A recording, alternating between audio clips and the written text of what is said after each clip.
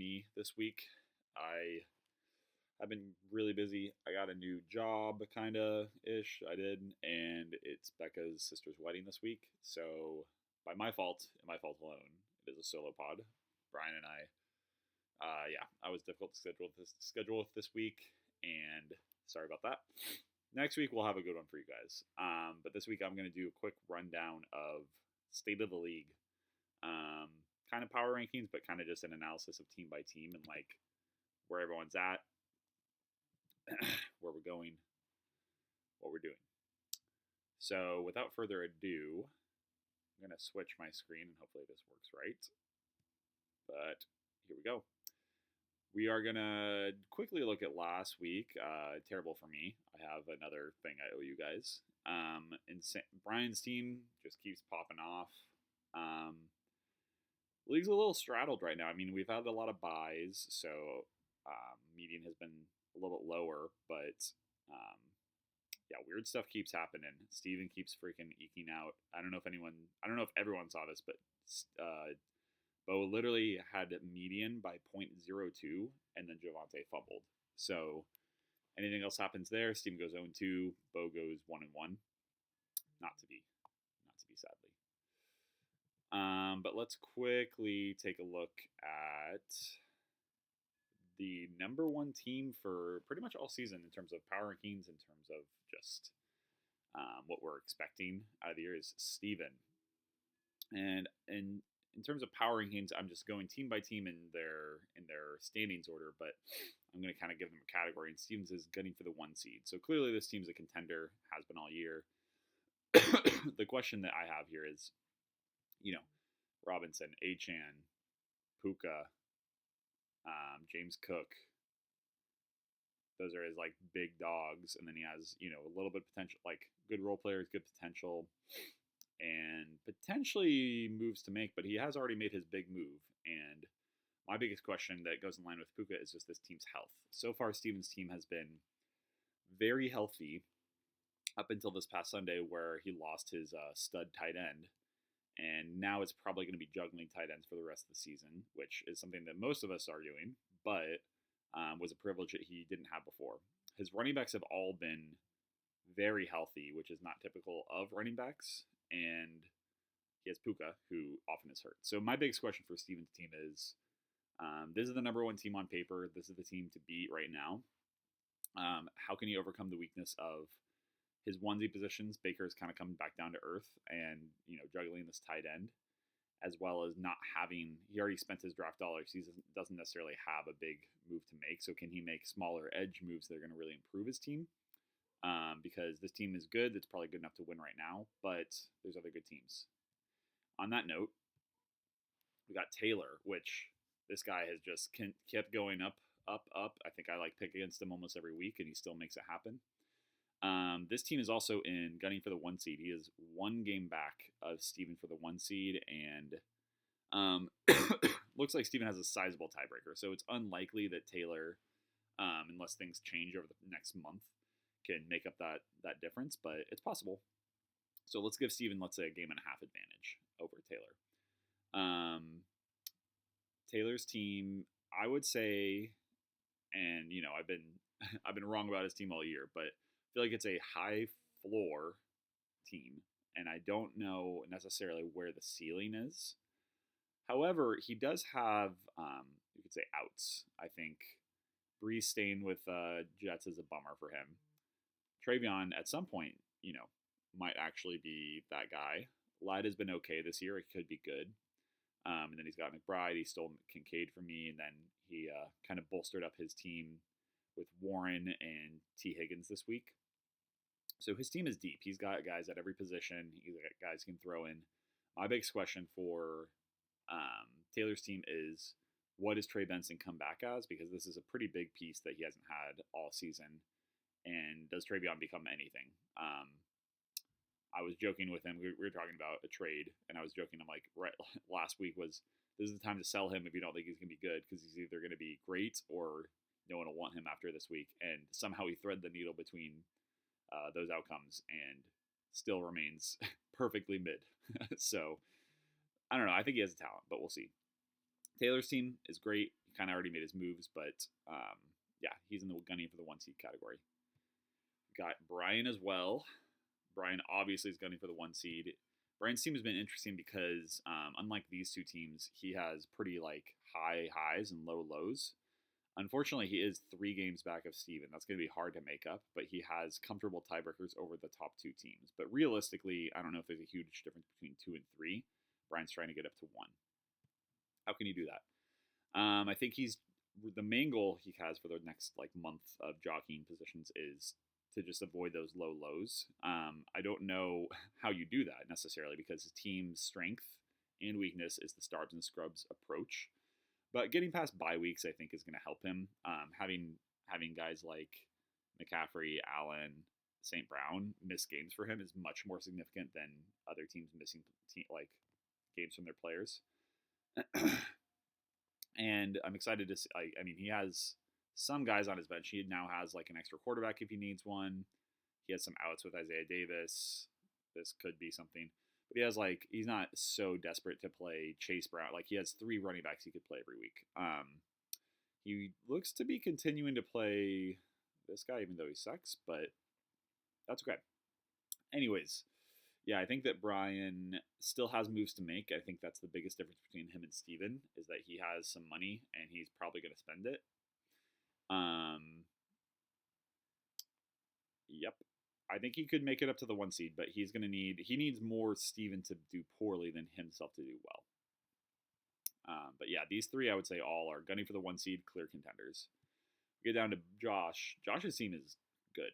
Yeah, I think this is a lesson in shaking off the early season concerns that you might have with your roster if you really believe in the guys you have, which he did. He told us his kids drafted him a shitty team, so don't try to get off on that, Josh, whoever you are. But I was looking at his roster and I'm like, I would be thrilled to roster any player on his team. Maybe the difference of our seasons, but yeah, I mean, unlike most of us, Josh has now 3 great running backs. He has a lot of receivers. I could see him making another trade, not with draft dollars, but maybe to trade some of his bench pieces for another good player. And, against conventional wisdom, Josh has rostered a lot of defenses all season, but it looks like he has 2 of the best defenses now. And that's not nothing. I'll trade for him, Josh. But yeah, I mean, Josh's team can withstand injuries. He already kind of came back from just a crappy start to the season. I do think because his record is 11-7, I don't think he can. I mean, my first category is gunning for the 1 seed. I don't think he's there, but he is playoff bound. He has a great team. I'm excited to see where our champ lands. Next up, we got Bosif. I have Bo in the playoff fringe. I've been a hater of his team all year, and he's proved me wrong, so I'm sure he'll do it again. But this team is so dependent on the Ravens and the Colts. And, I'm sure last Sunday you can't say that that's what the Colts are going to look like. But at the same time, if JT's not scoring 2 touchdowns a game, Pittman's not having 10 fantasy points, I think this team takes a big hit. Can Tracy be something? That's a huge question for Bo's roster. All the podcasts were talking about how great he was, and then he literally did nothing last week. But I don't see a ton on Bo's bench that I would feel confident about. I mean, maybe Jacoby Myers gets some volume post-trade. Javante's been great. But Bo's team pretty much is what it is. The question is he going to make a move? And whether that's a trade, a waiver wire, any of that. I got an alert or something, so... Oh, I want to stay in this call. Stay in the call. There we go. Whoops. Okay. Bo, playoff fringe. Then we got Nate. Nate's team, I would say, is playoff bound. He's withstood some injuries. He's withstood kind of having a lot of players on the same team. And this team is pretty solid. I mean, if A.J. Brown comes back and he has all his healthy Eagles, Jacobs has been awesome. Traded for a piece Wandale today. And yeah, I'm pretty impressed. Just a matter of picking the right Minnesota running back. He's done all this without Pearsall, which I think and Mike Evans. So I really think that his team has been hit by injuries and he's somehow still overcome them. I think it really would benefit him if he kind of chose which Eagles he wanted and maybe moved off like one of them. I don't know if he will. It's just it like kind of lowers the ceiling of your team, or the consistency, I guess. But I think this team is making the playoffs if it stays healthy. If AJ Brown doesn't explode, um, yeah, congrats, Nate. We'd love to see you here. Next, we got this guy. It's been a rough year. I'm pretty bummed about all the injuries I've had, but I also think that I probably overtraded in some spots and maybe should have stuck with some of the guys I drafted. The Buccaneer Irving trade truly has torpedoed my season so far, and really helped Steven out. So I apologize for that. But yeah, a lot of what ifs, a lot of injuries. But at the end of the day, I mean, the question is, I think I still have good wide receiver depth. Good players there. I usually am making like waiver moves and moving and grooving. I am willing to sell, but I mean, unless I'm not going to take bad trades. So my wide receivers can bail me out for a few more weeks. Do I get Omarion back? Do I get Bucky back? Is this team like someone you don't want to see in the first round? I mean, I think that's the ceiling right now. So not feeling great about it. RIP Jaden Daniels. That was disgusting. Taylor, you're banned. Next. When I was writing my power rankings, wrote Bled next, but Gliss Kren is next. So I'll get into that. I have Gliss as not likely to make the playoffs. I think that they were in that fringe conversation, and then they traded Derrick Henry, which they got a great deal for him. So I'm not blaming them, but their team has been so injured. I've kind of joked with Chris and Glenn about this, but Chris was kind of talking crap at the draft, and he was saying like, "Why isn't everyone just always wants young players?" And it's like, I mean, this is the worst case scenario, but this is why. It's like Kamara's. I don't even know if he's missed time, but he's been bad because he's old. Yeah, he's played every game. He's been bad. RB30. Swift has missed a little time. He's been good. Jefferson has been fine. Like, the bummer about Bowers. I mean, like, I think their season is different if he isn't hurt at the beginning. But yeah, like Ridley, McLaurin, it's been an injured season for them. I think it's been disappointing for sure. We'd love to hear from you guys. I think they could. I mean, after last year, I'm not going to count them out. I think they can make magic work. But Derrick Henry trade makes me less high on any kind of ceiling for this roster. So that's where I'm at with those guys. And then Bled. Don't know how they are still not in the playoff picture. Don't know how they're at 9. This is a great roster. I think they are now more than ever starting to see like the clarified best lineup they could have. But yeah, I'm excited to see. I mean, are they going to make more moves? I think they could use consolidation in their bench. Maybe to like get one more starter. RIP Cam Scotabo. That's actually a pretty big hit for their team, unfortunately. But yeah, I see this team playoff bound. They have some great players. They have one of the best receivers in the league right now. They have one of the best running backs. Tight end spot's a little murky. Not sure if they're going to be okay rolling with that, especially with Rashee Rice back, taking kind of Kelsey's thunder. But this team's looking good, and I think they will make some moves to get into playoffs. Then we got Al. Al, I have not likely to make the playoffs. Honestly, I feel like his team the season would have been so different if he didn't trade Puka, because he has 3 insane receivers. He had 3 insane receivers, and then great pickup or trade from Monangai. Good pickup of Marks, good pickup of Dart, but honestly, I don't think Alex is going to watch this. So, Alex, I don't think you're going to make the playoffs. You sold too early. If you hear this, say chickadee.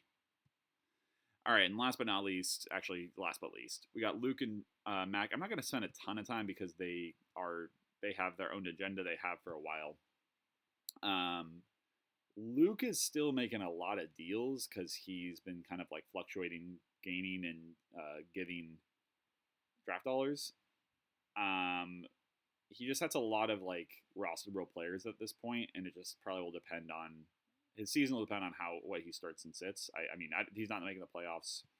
Same with Mac, but Mac is more just like, do any of these guys pop than Luke? Luke has more just the median players. I think right now I would put Mac, I mean, clearly with his record, in contention for last overall. Shout out to Mac for having the most points against, though. I didn't know that. But these two are, they're schemers. Who knows if they'll get last? It might just be Al again. We'll see. Real quick, because you guys deserve it.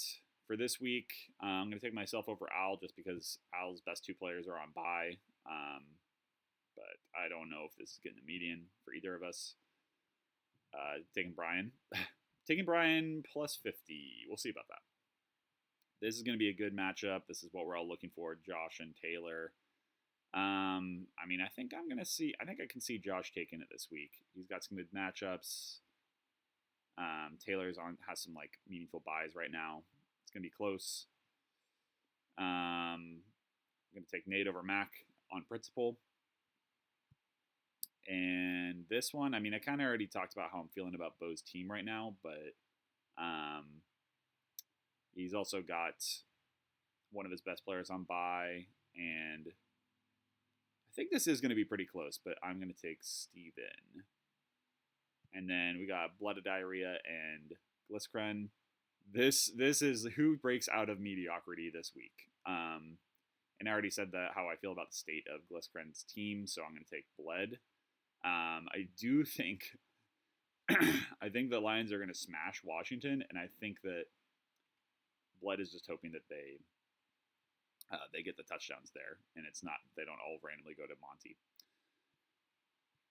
All right, boys, you heard it here. I appreciate you all. I love you all. I owe you another video. I hope that your seasons and your weeks and your lives go the way you wish. Love you all.